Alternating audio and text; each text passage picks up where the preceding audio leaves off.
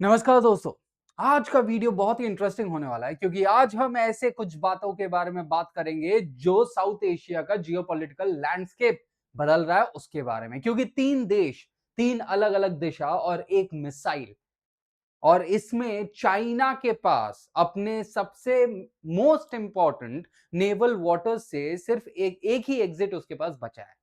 और ये किसी इंडियन पॉलिटिशियन ने नहीं कहा, ये किसी इंडियन जनरल ने नहीं कहा, ये चाइना के खुद के स्ट्रैटेजिक एनालिस्ट ने लिखा हुआ है कि उनके नेवल वाटर्स के बारे में, उनके सबसे मोस्ट क्रिटिकल सी लेन्स के बारे में, एक रिंग शेप्ड ब्लॉकेड के बारे में, और वो भी किससे? इंडियन मिसाइल से। और इस रिंग में कोई भी इंडिया का सोल्जर नहीं है, कोई भी इंडिया का वॉरशिप नहीं है, लेकिन सिर्फ एक ही चीज है और वो होता है ब्रह्मोस।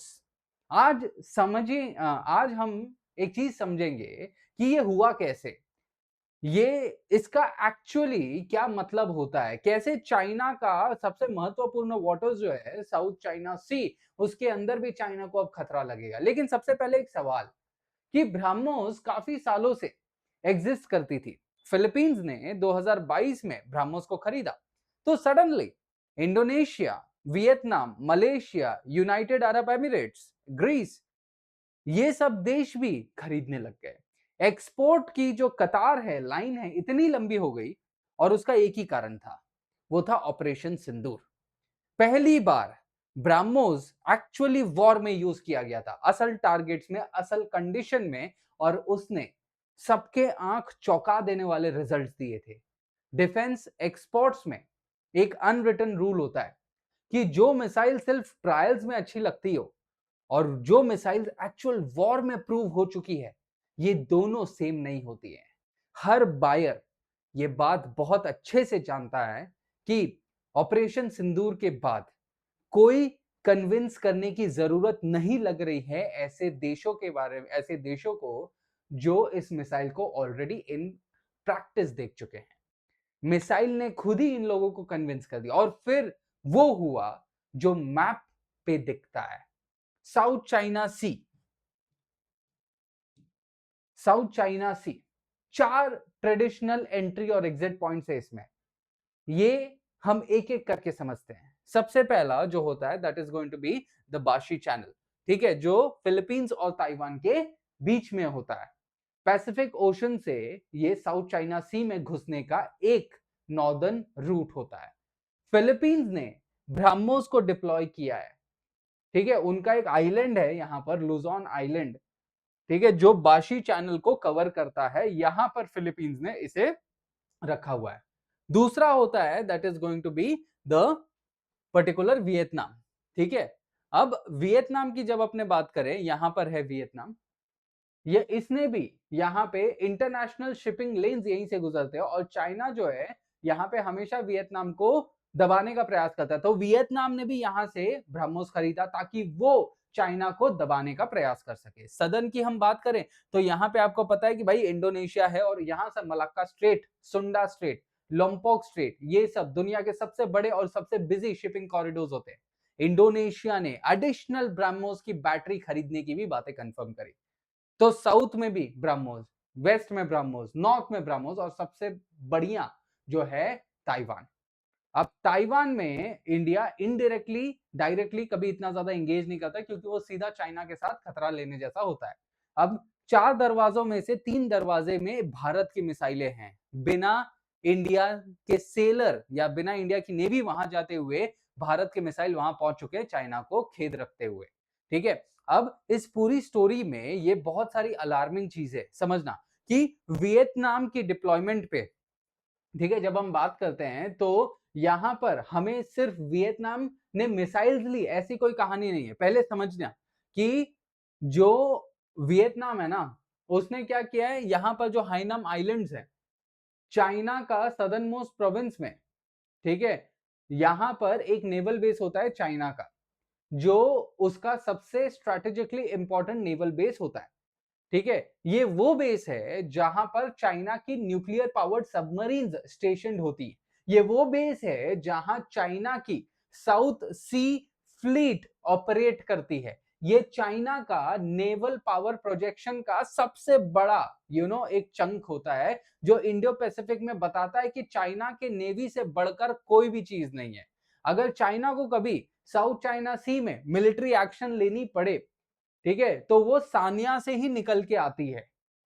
अब वियतनाम की कोस्टलाइन को अब समझो, ठीक है, और ब्रह्मोस का रेंज एक बार देखो, तो मैप पे आपको क्लियरली ये चीज पता चल जाएगा कि जो वियतनाम से ब्रह्मोस की रेंज है वो डायरेक्टली सानिया नेवल बेस को कवर करती है। मतलब इंडिया ने वियतनाम को एक ऐसी मिसाइल दी है जो चाइना के न्यूक्लियर सबमरीन हेडक्वार्टर्स को ऑपरेशनल रेंज में लेके आती है। That is the most critical thing. और ये इंडिया ने कोई प्रेस कॉन्फ्रेंस में अनाउंस नहीं किया, कोई बोल्ड स्टेटमेंट नहीं दिया, सिर्फ एक साइलेंट डील करी, और वो भी एक टाइप ऑफ मिसाइल की डील करी जिसने पूर्ण लेवल पे साउथ चाइना सी के इधर का जो इक्वेशन है ना वो बदल दिया। और इंडिया का प्रेजेंस जो आज तक यहाँ पे नहीं था वो अब इंडिया का प्रेजेंस बढ़ गया।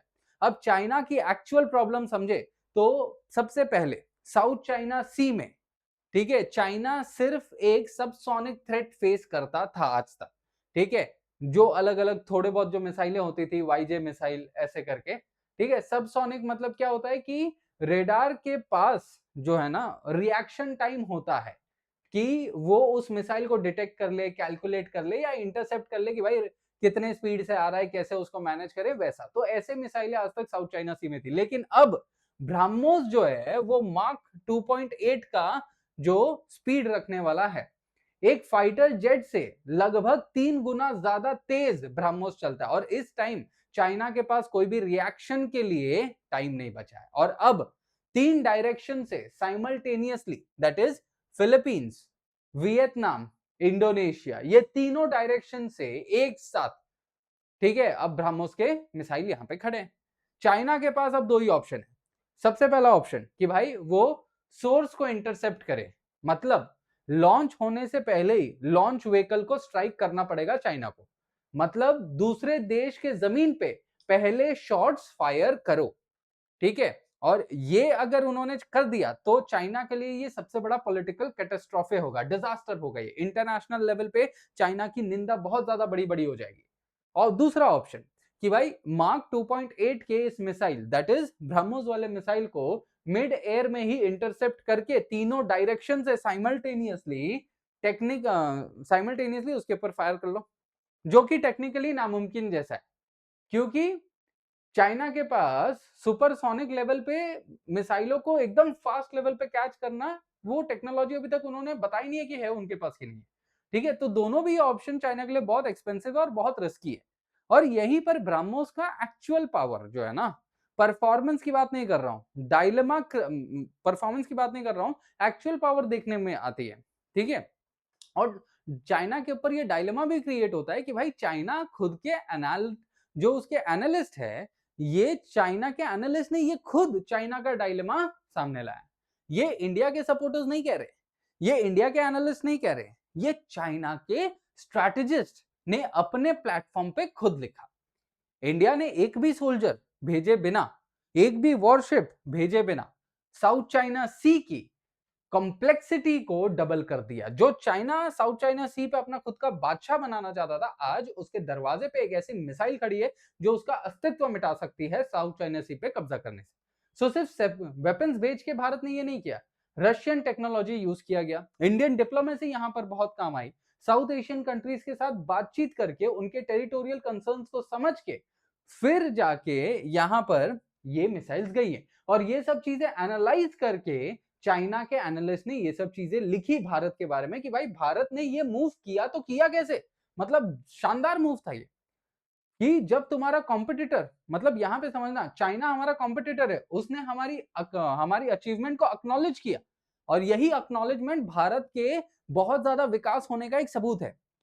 लेकिन इसके पीछे एक दूसरा एंगल भी है जो कोई भी डिस्कस नहीं कर रहा, और वो है क्या? रशिया। जब भी हम ब्रह्मोस की बात करते हैं, ठीक है, तो ब्रह्मोस है क्या? ये इंडिया और रशिया का जॉइंट वेंचर है। डीआरडीओ एंड रशिया के एनपीओ ने इस चीज को बनाया। अब सोचिए, रशिया जो कि चाइना का सबसे क्लोजेस्ट स्ट्रैटेजिक पार्टनर है, दोनों ने वेस्टर्न प्रेशर के अगेंस्ट एक साथ खड़े रहने की बात करी थी। लेकिन सेम रशिया ब्रह्मोस एक्सपोर्ट करता रहा। किसको? फिलीपींस को, वियतनाम को, इंडोनेशिया को, जो चाइना के नेबर्स हैं और जो चाइना के खिलाफ काम कर रहे हैं साउथ चाइना सी के अंदर अपना अस्तित्व बचाने के लिए, जिस साउथ चाइना सी को चाइना कब्जे में लेना चाहता है, और वही चाइना और रशिया एलाइज हैं। सो चाइनीज के एनालिस्ट इस बात पे फ्यूरियस हैं। उन्होंने पब्लिकली पूछा अपने सबसे क्लोजेस्ट दोस्त को कि हमें सराउंड करने में तुम रशिया इन देशों की मदद क्यों कर रहे हो? रशिया ने जवाब दिया, भाई आर्म्स मार्केट को डाइवर्सिफाई करना होगा ना। यूक्रेन वॉर की वजह से वेस्टर्न कॉन्ट्रैक्ट्स तो हमारे हाथ से चले गए, हमारी रशिया की इकोनॉमी प्रेशर में है, ब्राह्मोस से हमें क्या आएगा? पैसा। लेकिन इंडिया के लिए यह सिर्फ ट्रांजैक्शन नहीं था। इंडिया ने एक चीज समझी जो बहुत कम कंट्री समझते हैं, रशिया चाइना फ्रेंडशिप में भी क्रैक्स हैं, और इंडिया ने वो क्रैक बिना एक स्टेटमेंट दिए परफेक्टली यूज कर लिया। लेकिन ये जो मैं लेकिन बोल रहा हूं ना, ये बहुत ही ज्यादा इंपॉर्टेंट होता है। ये स्टोरी सिर्फ इंडिया के सक्सेस की नहीं है। हर जियोपॉलिटिकल लेवरेज के साथ एक काउंटर लेवरेज भी होता है। चाइना ने स्पेसिफिकली 2 काउंटर मेजर्स आइडेंटिफाई किए थे। सबसे पहला, पाकिस्तान के साथ चाइना डीपर डिफेंस कोऑपरेशन कर रहा था और इंडिया ये बात जानता था, ठीक है, या ये कोई नई बात नहीं थी। लेकिन दूसरा, ऑलमोस्ट जिस बात को किसी ने डिस्कस नहीं किया, लिथियम और कोबाल्ट इंडिया के ईवी मैन्युफैक्चरिंग के लिए बहुत ज्यादा क्रिटिकल होते हैं, इंडिया के डिफेंस एप्लीकेशंस के लिए बहुत क्रिटिकल होते हैं। चाइना ग्लोबली इन मटेरियल्स का डोमिनेंट प्रोसेसिंग करता है। अब ब्रह्मोस ने इंडिया को साउथ चाइना सी में लेवरेज तो दिया, लेकिन उस लेवरेज का जवाब जो है चाइना इंडिया के क्रिटिकल सप्लाई चेन्स के अंदर देखने को मिला, क्योंकि चाइना ने उसे टाइटन कर दिया। जियोपॉलिटिक्स में कोई फ्री में खाना भी नहीं खिलाता है, तो इंडिया ने वो लेवरेज बनाया, एक्सपोजर क्रिएट किया। ये बैलेंस समझना बहुत जरूरी है। और फाइनली, क्यों अब सुपरसोनिक एंटी शिप मिसाइल्स कौन बना सकता है?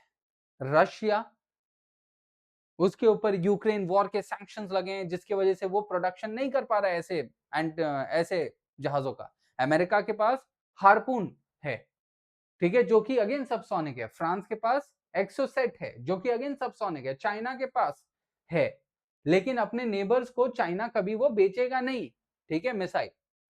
दुनिया में सिर्फ एक ही ऑप्शन बचता है जो कि supersonic anti ship missile export करने का ताकत रखता है, और वो होता है भारत। ये गैप इंडिया ने क्रिएट नहीं किया, ये गैप ऑलरेडी प्रेवैलेंट था साउथ चाइना सी के इर्द गिर्द वाले कंट्रीज ने।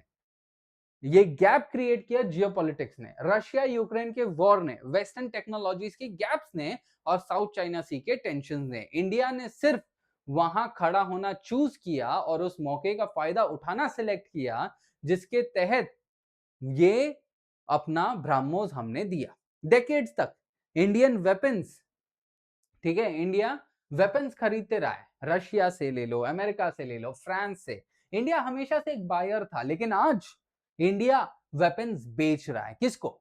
फिलीपींस को, वियतनाम को, इंडोनेशिया को, यूएई को, और जो उसका सबसे बड़ा स्ट्रैटेजिक राइवल है उस पर एक लेवरेज बनाने का भी काम कर रहा है इंडिया। और वो सिर्फ रेवेन्यू नहीं ला रहा है ब्रह्मोस, हर ब्रह्मोस डील के साथ आता है training, maintenance, upgrades, joint exercises, लंबे डेकेड्स तक की मिलिट्री रिलेशनशिप दो कंट्रीज के बीच में। सो एक मिसाइल एक पार्टनरशिप बन जाती है। चाइना ने साउथ चाइना सी में इंफ्लुएंस बिल्ड किया, आइलैंड्स बना के आर्टिफिशियली जबरन इन बाकी के देशों के ऊपर उसने फोर्सफुल किया। इंडिया ने इसके विपरीत एक इंफ्लुएंस बिल्ड किया, मिसाइल्स बेच के, बिना एक भी आइलैंड बनाए, बिना एक भी सोल्जर भेजे, बिना धमकी, बिना फोर्स के इंडिया ने बस इंफ्लुएंस से ये संबंध बनाया। और चाइना के स्ट्रैटेजिस्ट खुद लिख रहे हैं, ठीक है, इंडिया का ये मूव बहुत घातक है, क्योंकि ब्रह्मोस सिर्फ एक हथियार नहीं है, ये एक सबक है कि दुनिया में सबसे पावरफुल प्रेजेंस हमेशा फिजिकल नहीं होती है। कभी-कभी एक मिसाइल काफी होती है 3 अलग-अलग दरवाजों पे एक मैसेज देने के लिए कि हम यहां हैं, हम रेडी हैं और हम कहीं नहीं जा रहे। ये भारत ने बताया, बगैर वहां पर प्रेजेंट हुए हुए। So this is the important element जो इंडिया ने ब्रह्मोस के साथ किया। सो इस सेशन के साथ बस इतना ही रखेंगे। I will see you up in the next session. धन्यवाद एंड जय हिंद माय डियर फ्रेंड्स।